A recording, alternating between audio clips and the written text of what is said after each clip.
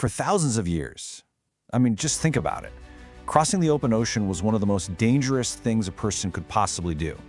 So how on earth did anyone, from ancient Polynesian wayfinders to, 18th century naval captains, find their way across what looks like a vast, featureless sea? Well, let's dive in and find out. Dead reckoning indeed. Wow, that's a pretty grim, kind of sarcastic phrase, right? It actually comes from the log of an officer on a doomed ship. And it just perfectly captures the life or death stakes of getting your navigation wrong out there. So let's talk about that doomed ship. This is the HMS Wager. Back in 1741, its crew had been battling these insane storms for a solid month. Using the absolute best navigation technique of the day, they finally thought they were safe. Hundreds of kilometers from any land. But they were wrong. The ship just smashed right into the coast of Patagonia, in a place that got a very fitting name, the Gulf of Pain. A disaster like that brings up a really huge question.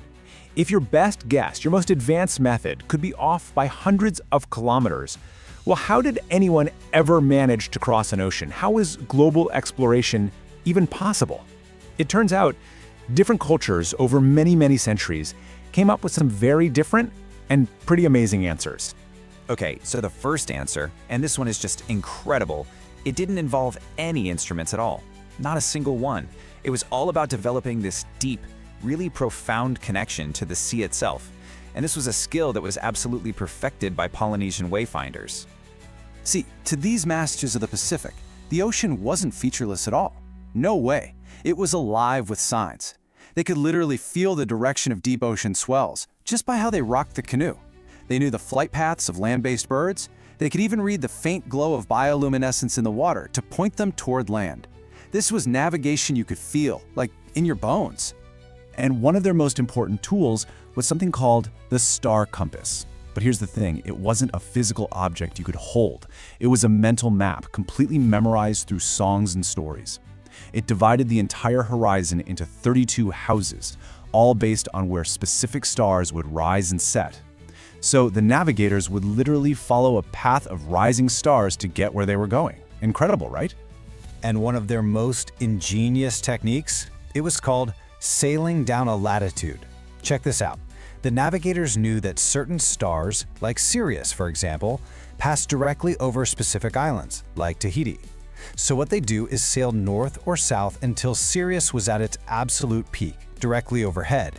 And once it was, they'd just turn east or west and follow that star's path, its latitude, until they literally hit land. So smart. So, while the Polynesians were reading the ocean itself, you had European and Arab sailors who were developing a completely different approach. Their goal? Create tools to precisely measure the heavens.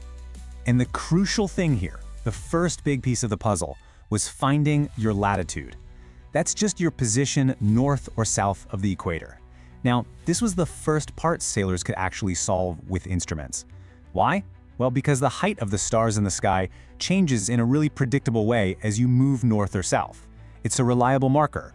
And this idea led to this whole evolution of tools. It all started with something called the kamal, which was basically a small plank of wood on a knotted string that you held, get this, between your teeth. From there, it evolved into the mariner's astrolabe and the quadrant, and later the crossstaff. But they were all designed to do one simple thing: measure the angle of a star above the horizon. Let's take a tool like the quadrant here. The principle was actually pretty simple, but it was really effective. You'd align the edge with, say, the North Star, and this little hanging plumb line would fall across the scale, and bam! That told you the star's altitude. With that one number and a little bit of quick math, you could figure out your latitude. Okay, so you know how far north or south you are, great, but you still have to figure out your east-west position. And that brings us right back to dead reckoning. Yep, the same method that doomed the HMS Wager. So, on the surface, dead reckoning seems like a pretty logical process. Here's what you do. Step 1, you mark your known starting point on a chart. Easy enough.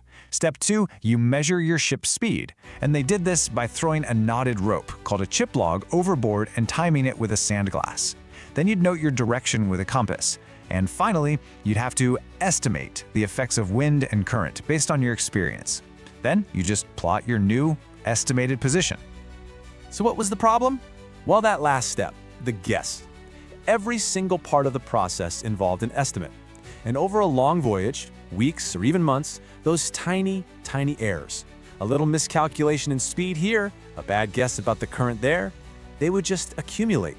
They'd add up day after day until that X you marked on the map was basically a complete fantasy. And this brings us to what was probably the single greatest challenge in the entire history of navigation. It was a puzzle so difficult, so maddening, that it became known simply as the longitude problem. Okay, well, let's break this down. Finding your latitude in north-south position, that was relatively easy. You just measure the height of a star. But finding your longitude, your east-west position, that was an absolute nightmare. And here's why. It all comes down to time. The Earth is constantly spinning, right? So to know how far east or west you've gone, you have to know two things at the exact same instant. What time it is where you are, and what time it is back at a fixed location like your home port in London. So you see, longitude wasn't really a problem of space, it was a problem of time. This problem was so critical, for everything, trade, empire, national security, that back in 1714, the British government put up a massive prize. We're talking 20,000 pounds. That's literally millions and millions of dollars today, all for anyone who could finally solve it. And the solution, believe it or not, was a clock. A very, very special clock. This was a huge paradigm shift. Think about it. Instead of just observing the world around you, you could now carry a perfect piece of home with you, specifically the time at your home port. This new device, the chronometer, was built to withstand the violent rocking of a ship for years without losing time. The method was genius. You'd figure out your local noon by seeing when the sun was highest in the sky.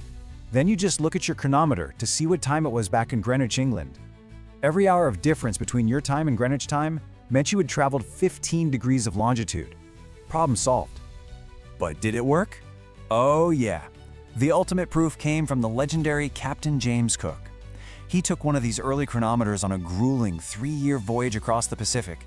And when he got back, the clock was accurate to within 8 seconds a day. Can you believe that? After centuries of deadly guesswork, the longitude problem was finally solved. So this incredible history of innovation, right? From reading ocean swells to building these masterpiece clocks, it all set the stage for the world that you and I live in today. Because today, of course, we don't think about any of this.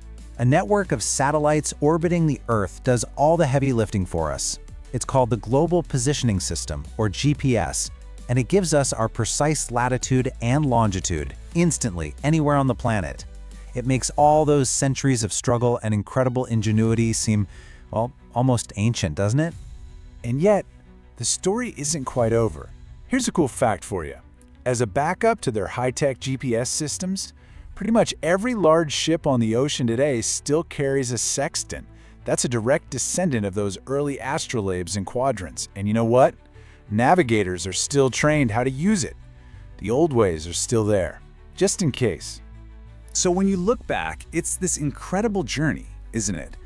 We went from an intimate sensory connection with a living ocean, all the way to a mathematical mastery of time and space. And it kind of leaves you with a final thought, right? This relentless, centuries-long quest to know exactly where we are. What does that whole journey really tell us about our place in the world?